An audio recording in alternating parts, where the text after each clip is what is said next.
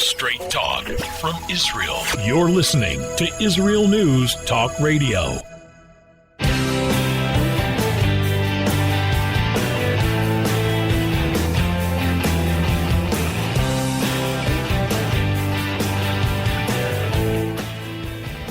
Welcome back to Israel Unplugged. This is Josh Wander from Yerushalayim, Yer HaKodesh, and I'm here with my co-host, Rabbi Moshe Lichtman from Beit Shemesh. Yes, hello. Good to be back, and we hope you enjoyed today's show.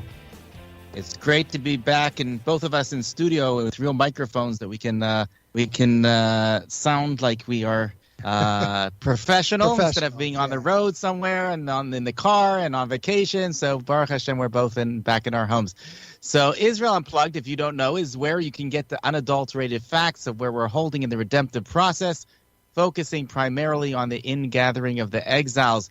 We are a live show, and we encourage you to call in with your questions and your comments.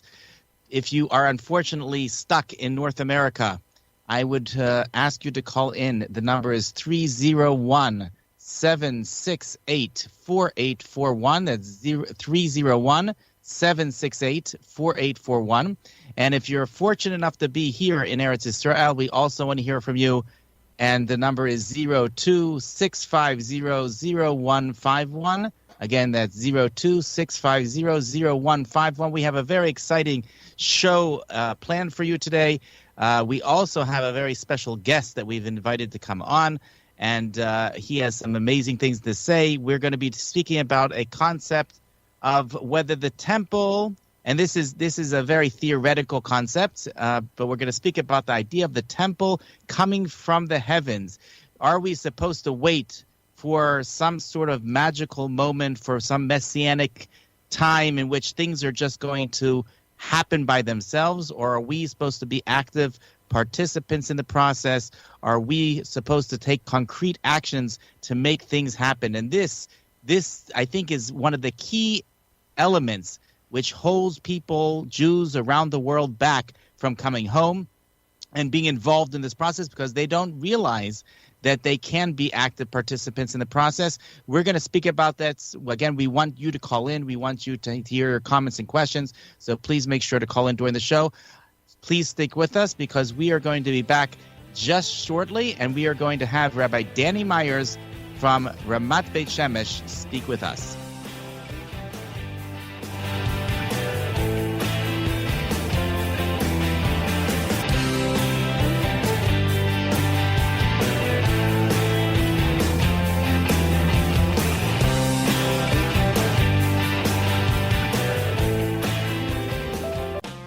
How did a nice Jewish girl from Delaware end up living in Israel? Shalom, I'm Natalie Sapinski. Join me on my show, Returning Home. Meet different people who have moved to Israel. Hear their personal stories, their highs, their lows, and everything in between. Each week, we talk to experts on immigration and the process of moving to Israel. Listen to Returning Home every Thursday, only on Israel News Talk Radio.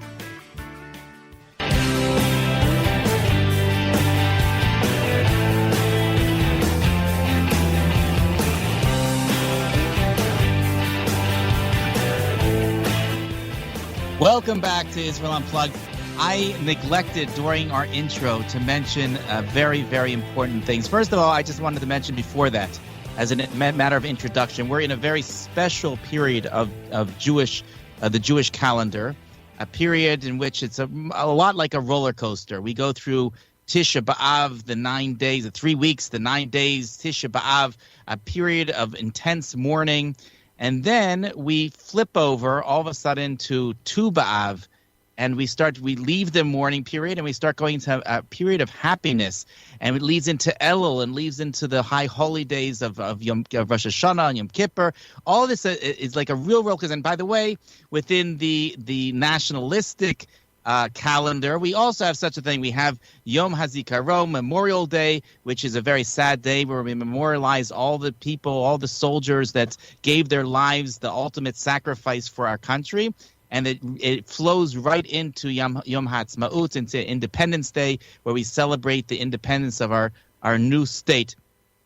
This is something which is very common in Judaism. I think it's very strange. I think for those non-Jews out there, don't have this idea of mixtures of mourning and happiness in the same breath. But this is the period that we're in, and there's a lot to discuss about that. I want, before to get into the details here, to mention two very important websites, actually three very important websites. The first website is that of my co-host, Rabbi Moshe Lichtman. The website is toratzion.com, toratzion.com. And over there you have a list of all of his books that he's translated, amazing works on Zionism, on religious Zionism, on the concept of the Jews coming back home. Everybody should go to this site. They should look it over. And what else should they do, Rabbi Lichtman?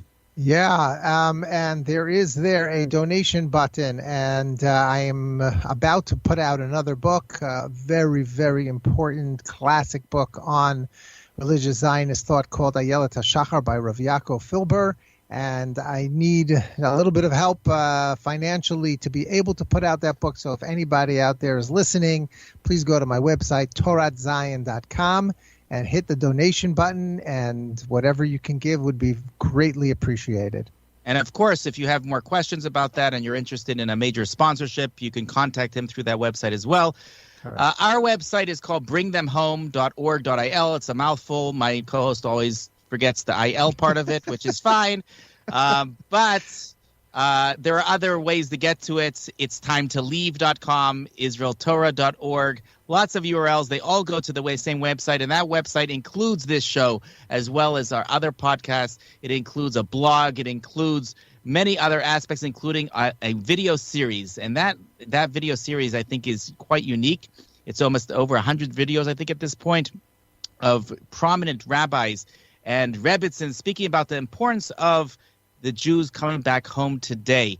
Now, when we're speaking about videos, I have to mention the third thing, which is Rabbi Danny Myers' video series. He has a YouTube series at Danny Myers. Is that correct?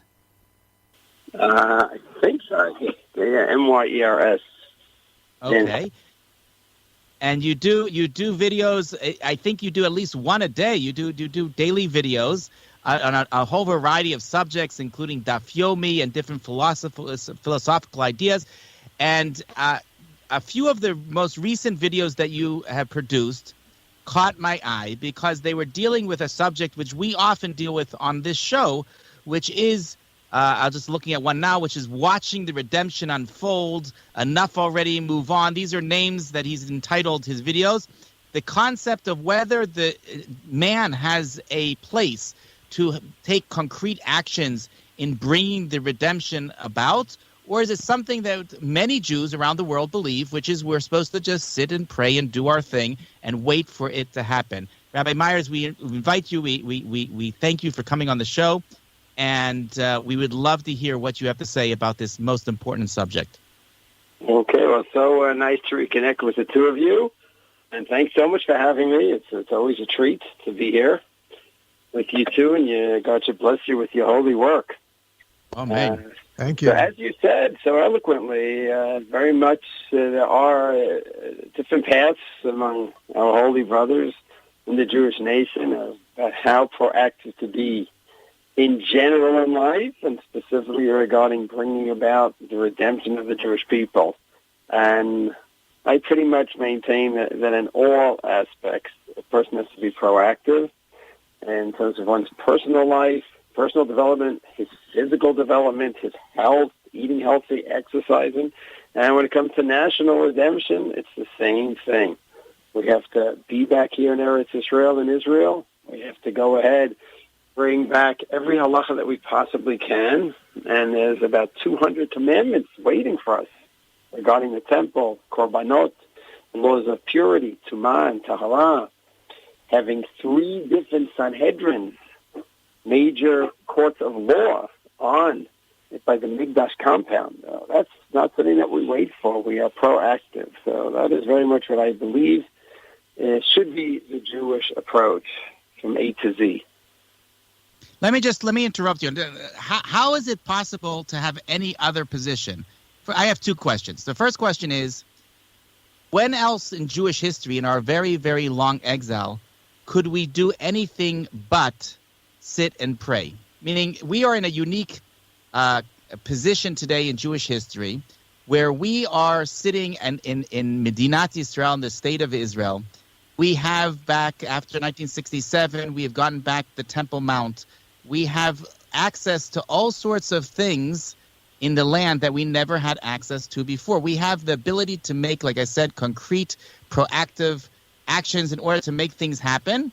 Where else in the long exile could we have done anything? When we were in Europe, when we were in Spain, when we were in America, what else could you do? Now we can actually do something. That's the first half of my question. Well, no, so the question is, well, what could have our brothers done 300, 400, 500 years ago? I just want to make sure I have clear the question. Over 100 years ago, what could Jews have done? We know the story of the Radziner Rebbe who understood that in order to preempt the redemptive process, he felt that it was necessary to go on a trip and to find the ancient Tchelet Dai. There were unique individuals that did unique things in order to try to bring about the Gula. But besides praying and studying the laws of the Mikdash, the laws of Eretz Yisrael that are related to the land of Israel, what else could be done? Today we're living in a unique time where we can actually do. Do you disagree? So you're right. It's an excellent question. In each generation, what can a Jew do? And it depends on so many variables, so many factors that are involved. And each Jew living 500, 1,000, 1,500 years ago was, is standing in front of the heavenly court and has to answer those questions. Did I do everything I could? Thank God now in our generation, that excuse is really gone. How legitimate it was over the centuries, it's a great question. It depends on each person's financial assets, his physical abilities. Was he able to buy a ticket to a boat to make it to Israel or not? So it's a great question that each Jew over the last few thousand years had to deal with. To me, it's important. Rabbi Nachman beautifully says this in Ein Banim Smecha, where the original attempts to rebuild the Mikdash and come back to Israel existed for a short while, and then it became a philosophy to just wait it out. And that philosophy that became entrenched, that's where I have a major issue with. Each Jew, that's between him and God. Could he have done more or not? And that's a great question. But when it becomes a philosophy of pacifism, of just waiting, so that to me is very, very dangerous. And then that passive philosophy finds sources. So, in my opinion, in specifically this area of moving on to a new chapter in Jewish history, our track record is not a glorious one, in my opinion. Going to Egypt. So according to the Medrash, how many Jews made it out of Egypt? What percentage? 20%. 1/5 at the best, at most. And 1/5 at the best, some say 1/50. Everyone said it's not time to move from Egypt to Israel. Then the 20% that made it out, the stars that made it out, and the Gedolim, the leaders of that generation, 10 out of 12 says, and these are the stars who made it out from the 20%, they said, it's not time to move from the desert into Israel yet. And that's the stars and the leaders. Okay, and another generation, we made it into Israel. A few generations later, we're kicked out.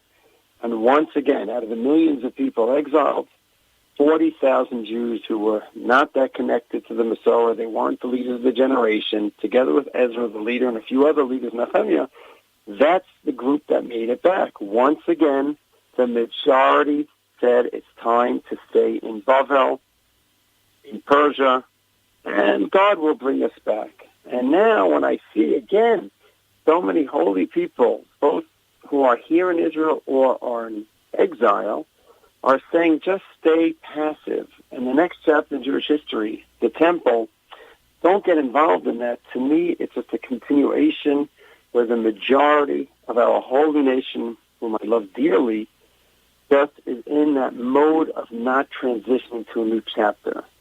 And our resiliency to excel in the present place where we're at in history sometimes is to our detriment, where we just excel instead of realizing we need to move on to the next chapter, whether it's physically moving out of Israel to Israel, or even if we're in Israel already, to move to the next chapter in history. We have to move on to a next transition of our show, which is we're going to a hard break now. We're going to be right back with this. Rabbi Myers, we would appreciate it if you could stay with us. Okay, thank you.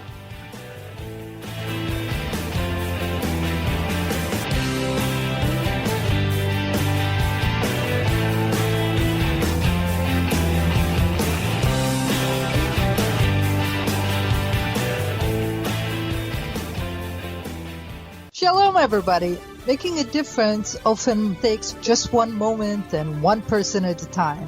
I am Orly Benny Davis, your show host on Israel News Talk Radios from Jerusalem with Love. You'll be hearing people talking about politics, religion, social issues, and making a better tomorrow. Join me, Orly Benny Davis, for God and Country. From Jerusalem with Love. Wednesdays on Israel News Talk Radio.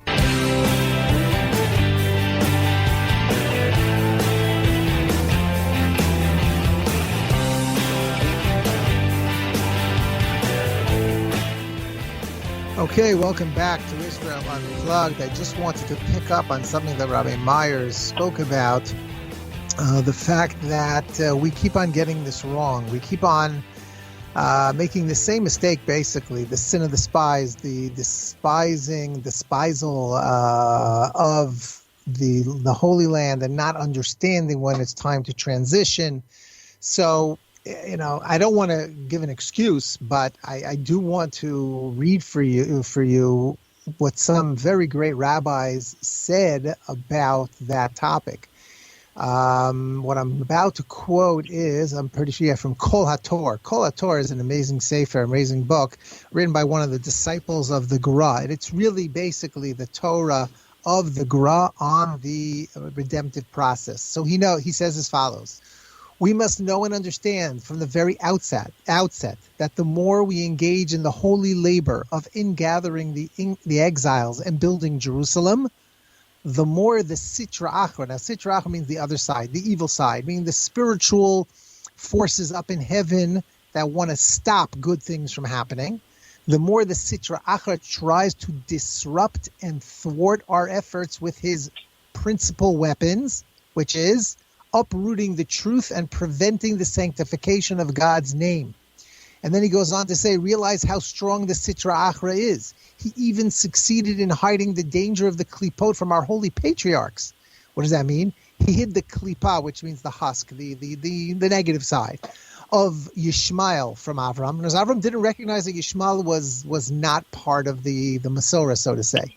And he hid the klipa of Esav from Yitzchak and the klipa of the Trafim, which were those idols, from Yaakov. And then he says the following statement: when the footsteps of Mashiach arrive, the Sitra Achra, again, the evil forces in heaven, becomes very powerful, smiting even Torah scholars with blindness. And Rav Eliyahu Gutmacher, this is brought in Ema Barim Smecha. He was one of the great disciples of Rabbi Akiva Eger. One of the greats, one of the first religious Zionists, the rabbis who called for the Jews to return to the land of Israel. And he said the same thing. One could recognize how crucial this matter of settling the land is by the fact that the klipa, again, this husk, this physical, this spiritual being or power up in heaven that tries to stop good things from happening, the klipa gains strength even among the most righteous individuals in order to nullify this good. And this is because the klipa's entire strength depends on exile. When the exile expires, so will the klipa. And therefore, he's sort of like hanging on for life. He's trying to get us not to come back to Eretz Yisrael, because that's the Geulah, that's the redemption of the Jewish people. And then his show is over. So he's like trying his hardest to convince people, big tzaddikim, that this is not the right thing to do. And we have to recognize this so we know to fight it and not to go along with this. And this is exactly what you were talking about before. How fascinating is it that the anti-Zionist movement uses that exact argument. They speak about the Sitra Achra, they speak about Masa Satan when they're referring to the return of the Jewish people to their homeland. They just switch it, turn it around on its head. It's unbelievable. Yep. Yeah, but I think it's important to note, because very often people talk about the resistance against returning to the homeland. But it's important that that's part of a bigger picture. It's not just resistance to return to the homeland. We have 6.8 million Jews now. In another year or two or three, we're going to have the majority of Jews here from around the world who are home. We've returned to the homeland, and we're returning in big numbers, and who knows what's going to happen that's going to bring even more home. But it's not returning to the homeland. It's not just the physical transition from exile to the homeland. It's we're moving to a new chapter. We might have 7, 8, 9, 10 million Jews here in the next couple of years, and I'm chas v'shalom afraid we still will be incapable of transitioning to the next chapter, which is the Mikdash and Korbanot, because we settle in. And it could be settling in Persia, it could be settling in Egypt, or it could be settling in Eretz Yisrael as is. It's just an important point to note. The resistance is not just we don't leave exile and come home. We could be home. We can have 7, 8, 9, 10 million of us home. And the resistance is going to the new chapter of fulfilling the 613. I always say that you can live in a community. There's a neighborhood here in Jerusalem that is known as Geula, which means redemption. You could live in Geula. You could be as far away from the redemption as possible if you believe that living in Jerusalem in this year 5781 is the same as living in a shtetl, some village in Europe 200 years ago. You're really oblivious to what's going on around you, and even though you're in a place called Geula, you're very, very far from the Geula. Let me play devil's advocate. So maybe someone will say, okay, I understand we have to do our part and we have to come back to the land of Israel in order to initiate the redemptive process. But aren't there certain things that really we should leave up to God to do? Like, for example, building the temple. Right now, building the temple would probably lead to World War III. And are we allowed to do that? Or maybe that's something that we have to just wait, sort of like also in the 6-Day War. I mean, we didn't initiate the 6-Day War. We were forced into it. I mean, that was God's way of saying, okay, now it's time to conquer Jerusalem. Not yet to get the Temple Mount in terms of, building the temple, but at least to be somewhat in control of the Temple Mount. Maybe the next stage is something that God's going to have to do, and it's really not up to us to do that. What do you think, Rabbi Myers? Excellent question. So what we have to do here is the same thing we do with any sugya, with any topic in Jewish law. We go ahead, we examine all of the sources. We have to first overcome the exile mentality that we're waiting anything out. No, we have 613 mitzvot. The premise is we'll try to do every one of them. But wait a second, maybe there's certain mitzvot where the time hasn't come. We're built into that mitzvah itself. There are restrictions. That's possible. So when it comes to the Mikdash, wait, maybe the Mashiach Messiah has to build it. Let's look into those sources. Maybe we need nevuah, prophecy. Let's look into those sources. Maybe halachically we're still in a state of tum'ah, and therefore we cannot build it. Let's look into the sources. But it should be treated in the exact same way, with the same proactive approach, that let's go ahead. We have a mitzvah and obligation to do this, all 613, so let's go. But it has to be a serious, rational, level-headed examination into every source involved. So you could go ahead, and Rav Luchman deals with it beautifully in Eretz Yisrael, in the Parsha, about, the Chinuch says that you only build a Mikdash when you have the majority of Jews. That's a great source. We don't have the majority yet. Let's analyze that. What is the Sefer Chinuch based on? Is this a lone opinion? Is this the majority opinion? What are his sources in our Masorah? The Second Temple, we didn't have majority. So what does this mean? Do we paskin like this? That's a good, rational discussion. A person goes through all the sources and says, you know what? Based on this and that, I'm not convinced that we have to build a Mikdash, and he shows me in a scholarly way, based on the sources. Okay, we could discuss that. But I want to see some serious, good, healthy debate where there are sources that talk about prophecy, talk about Mashiach building the Mikdash. Let's go through all of them. There's a famous Rashi that's going to come down from Shamayim. Let's look through the Arch Laner and the Ema Ben Smecha and the Tifer Israel. Let's go through all the sources together.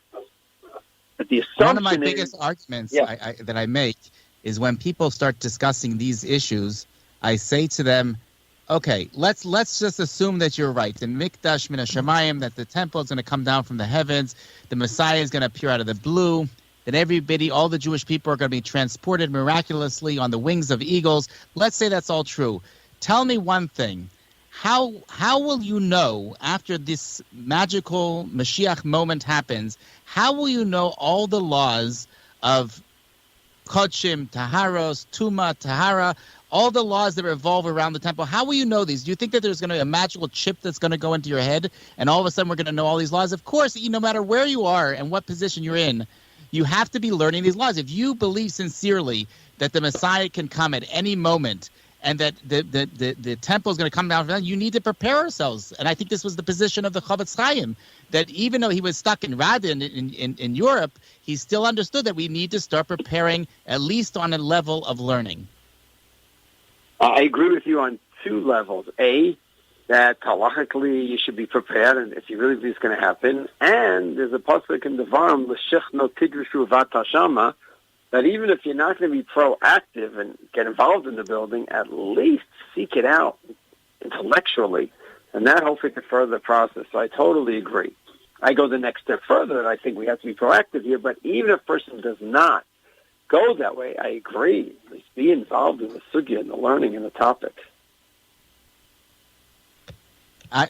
This is getting onto the subject of the Temple Mount and how we're supposed to relate to it. I'm fortunate enough to live right across the street from it, and I tell people not everybody's in the position today to go run across the street with a hammer and nail and start to build.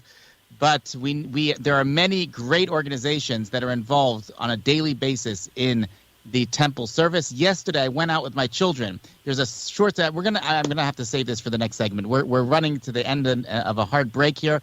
But I did an amazing thing yesterday with my children. We went out to the settlement of Ofra, and we searched for the ancient die of Tolat Shani. And I want to talk about that just a little bit, and then we just stick with us, and we'll be right back. Thank you.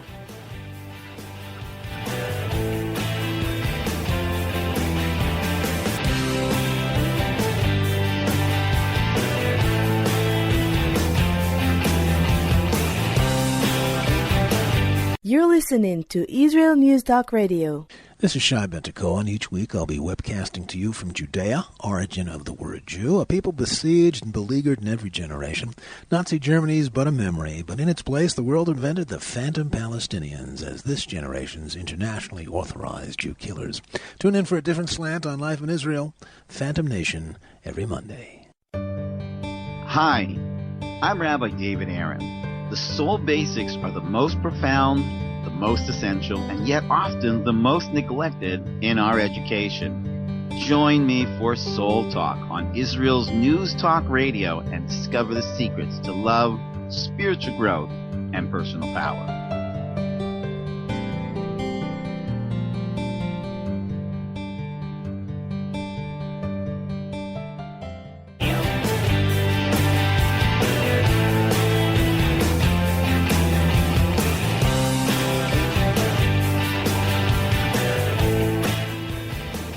So before the break, I was discussing an activity that I did yesterday with my children.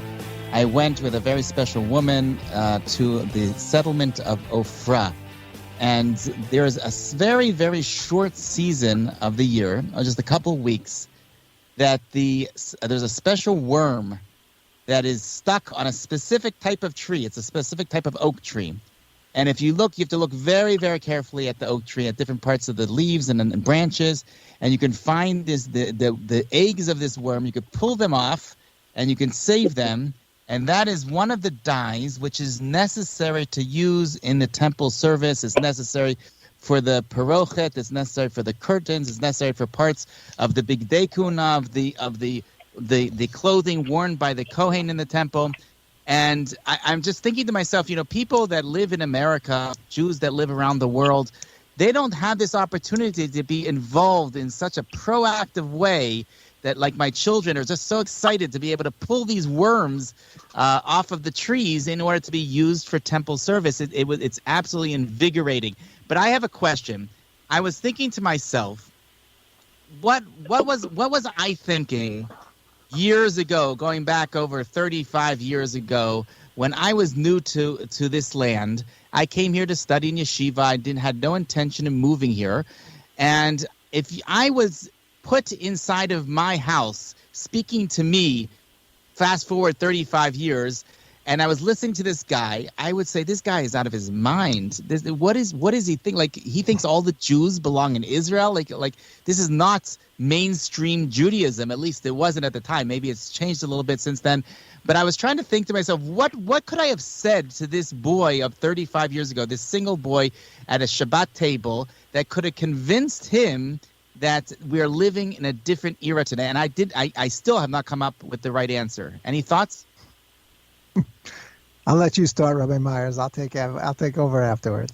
It's a great question. I'll tell you an amazing story. I'm Zocha to teach around the corner from Baruch Mitzlita in Reshit. I don't know, about 17, 18 years. And there's a great story that one of the Rebbe's told, that he's giving over a shir. I think it made him a Mesilas Yesharim. And the Talmud was so excited about it. And then it turned out that he came back to the States to talk to his ninth grade Rebbe. Such inspiration in Israel. We're learning the Yissarim, path of the just. It's just, I can't put it down. It's changing my life and inspiring me.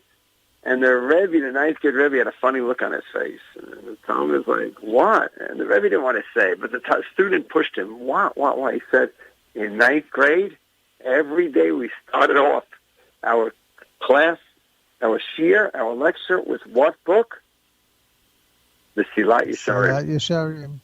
And it turned out the student just wasn't ready to hear it. It wasn't that the Rebbe in Israel, the rabbi, was so much greater than the ninth grade Rebbe. Not the case at all. It just wasn't there. So that actually sounds a little depressing, what I'm saying. Is that someone's not up to hearing, they're not going to hear it. But it's not true. It's not true.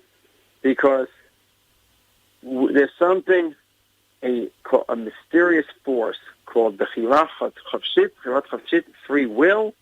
And that free will, you don't know what you're going to say that's going to turn one person on and going to go over another person's head. Or that same person that yesterday you said this idea to, the next day it's like, wow. So we have to go, think about the ideas, give it over to our holy brothers, wherever they are, around the world, and you just don't know when they'll be open to saying, wow, that's a nice idea, Rabbi Lichtman.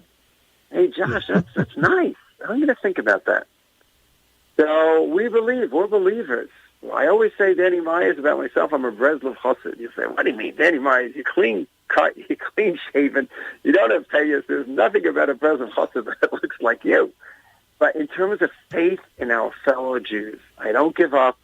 You talk, you push forward, and Yetz Hashem, with God's help, some percentage will hear the message. Okay, so I say that, obviously each person is different, and some things will turn on certain people. Sometimes it will be the intellectual. But I think at the beginning of the year, these students, you can't be too harsh with them and say, it says in the Gemara in Ketuvot that anybody who lives in Chutz La'aretz, outside the land of Israel, is like an idol worshiper. That's just not going to work. It's going to turn them off. You can't start with things like that. What you should start with is tiyulim. Go through the land of Israel. Fall in love with the land, but just walk around and feel. This is what happened with me. I also, like you, Josh, said, I had no intention of living in Israel when I came from my year in Israel. But you know what? I all of a sudden started feeling like I just feel at home. because I was no longer afraid or embarrassed about my yarmulke and my tzitzit. I felt like everyone around me was Jewish, and that's what started the ball rolling. I only got into the writing about and studying the actual sources about the importance of living in Israel way later. It was just falling in love with the land. My mechutan, my son, is married to the daughter of Rav Ari Waxman. Right, he's one of the Rosh Yeshiva of Yeshivat Shalvim. So he always tells over. He was very close with Rav Moshe Shapiro Zatzal. He used to go to his shir all the time. And he said that he asked, or maybe he brought one of his students, and his students asked, what should we do to get the kids into the land of Israel? So he said, take them on tiyulim. He said, make them fall in love with the land, make them feel a connection to the land. The sources, for some people it does work. I mean, I've taught many years and many students, and usually my divrei Torah on Shabbos are about Eretz Yisrael, and somehow it sinks in. But I think the main thing is that they start feeling that they belong. They start feeling a connection to the land, to the people that live here, the army. They feel a pride, which they don't feel in Chutz La'aretz, outside the land of Israel. They don't feel Jewish pride as much as you do here. It's small things like that build up until finally the student wants to make the move. That's what I think about this. I was actually on a tour today, and I took a group. And I was here on Har HaZeitim on the Mount of Olives. There's a treasure trove of Jewish history here, including some of the people that you just mentioned, including Rav Moshe Shapiro is over here, and others. And I was by the two kvarim. I just thinking of what I said to these people as I was passing by, because you go through these. There's 150,000 people, I always say, that are buried here with 150,000 stories. Each one of them has an entire life with an entire story. You can't go through all of them, but you try to take little snippets of each one's life. So when I got to the kever of Ruchama Shein is famous for writing the book All for the Boss about her father, Rav Yaakov Yosef Herman. She's the sister-in-law of Rav Chaim Pinchas Scheinberg. And when I got to her kever, I mentioned that one of her descendants, one of her children, I think, told me that she used to wake up in the morning and she would say 10 words every morning. She would say, "Thank you, Hashem, for letting me live in Eretz Yisrael." Every morning, that's what she would say. That's the story number one. Then we got a little bit further. We got to the kever of Rav Hutner. Rav Hutner is a student. He's buried next to the Alter Slobodka. My father's Rebbe. Yeah. So Rav Hutner, I mentioned the story that one of his students came to him. He was going on a world trip for fundraising or whatever it was, and he asked his Rebbe, "What do I do when we pray, we face towards Jerusalem? What do I do when I'm somewhere in the world and I don't know which direction Jerusalem is in, which direction I should pray in?" And Rav Hutner answered him that you should close your eyes, you should turn around slowly 360 degrees in a circle. He says, when your heart starts beating faster, you know that you're facing Jerusalem. When a Jewish heart faces Jerusalem, it beats faster. So these are just some stories that you mix into these tours, and I think it really does have an effect, just exactly what you're saying. Right. So there's another great story about Rav Hutner that Rav Lichtenstein used to say, that when Rav Hutner would take a trip to Israel, when he'd land, he would put on tefillin, even if he already put on tefillin, let's say, before he left, or if he put on tefillin on the plane, he would put them on again in Israel. And one of his students once asked him, "Rebbe, you already put on tefillin, you already davened. Why are you putting on tefillin again?" He said, "Before I put on Chutz La'aretz tefillin, now I'm putting on Eretz Yisrael tefillin. It's a totally different mitzvah. Totally different." That's actually that fits the Ramban. Of course, exactly. It's this week's parsha that the mitzvot are the real thing here in Eretz Yisrael. Let's let Rabbi Myers. What do you want to add, maybe? No, I agree with what you're saying. You only have 2 minutes, so give your elevator speech, quick. Not just what you're saying is great. We're complex people. We take holistic approaches to every holy brother and come with whatever we can, emotional motivation, intellectual motivation, national motivation. And Mitzvah Hashem, all of our holy brothers around the world have a spark in them, and will help us come to the next chapter with God's help. And may we see the building of the temple. Yiratzon, we say it every day. Yiratzon Fanecha, Shibana Beis Hamikdash B'mehera B'yameinu V'tein Chalkeinu B'Toratecha. Right? Because only in Eretz Yisrael, when we have the Beis Hamikdash, will we have a real chelek in the Torah. B'mehera B'yameinu. May we see this very soon. And thank you so much, Rabbi Myers, for joining us and sharing your wisdom with us. And hopefully we'll meet in the temple very, very soon. I'm a Levi, by the way. I'm going to work there. I don't know about you guys. Wow, I'm looking forward to singing. I can't wait to see you sing. That's great. And people sing only until 50, but that's not true.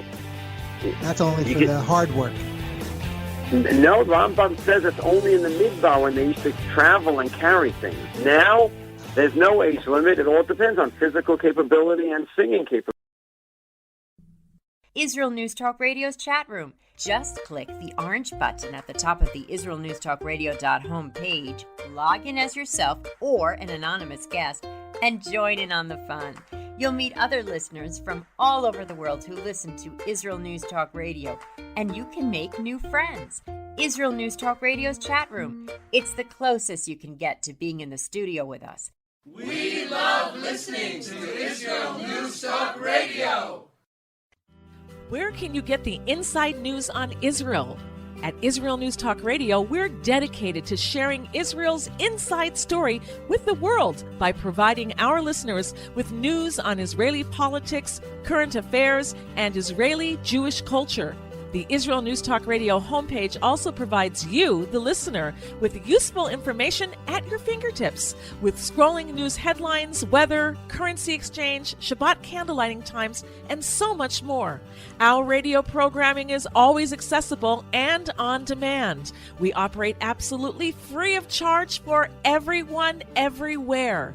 If you love what we do, partner with us now by becoming an Israel News Talk Radio supporter. With your support, you'll be inscribed on our Israel News Talk Radio Wall of Fame. There's nothing like us in the world. Be part of something great. Israel News Talk Radio. Straight talk from Israel. If you love Israel News Talk Radio, then you'll love our Facebook page. We keep you up to date on what's happening in Israel, plus little surprise treasures that we don't share on the radio. Go now to follow us on Facebook. Just look for the Israel News Talk Radio Facebook page, and don't forget to subscribe and follow us by clicking on the like button. We post great stuff there that you'll want to share. Israel News Talk Radio on Facebook and Israel News Radio on Twitter. News, opinion, and more. You're listening to Israel News Talk Radio.